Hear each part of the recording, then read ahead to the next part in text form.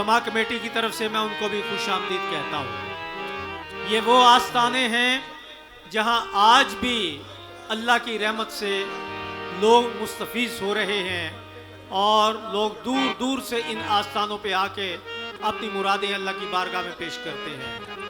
मैं छोटा सा एक वाक़या अर्ज़ करता हूँ पीर मोहम्मद सुचियार रहमतुल्लाह अलैह का, कि आपने अपनी ज़िंदगी में ये फरमाया था कि मैं अपने विसाल के बाद 3 दफ़ा लोगों से मिलूँगा, लोग 3 दफ़ा मेरी ज़ियारत करेंगे।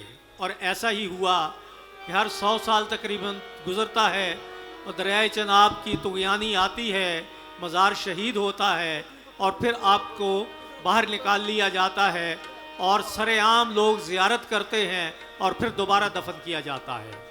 ये 3 दफ़ा ये वाक़या हो चुका। आखिरी दफ़ा वाक़या दिसंबर 1985 में हुआ और मुझे भी एज़ाज़ हासिल है कि ज़ियारत करवाने वालों में मैं भी खादम के तौर पे शामिल था।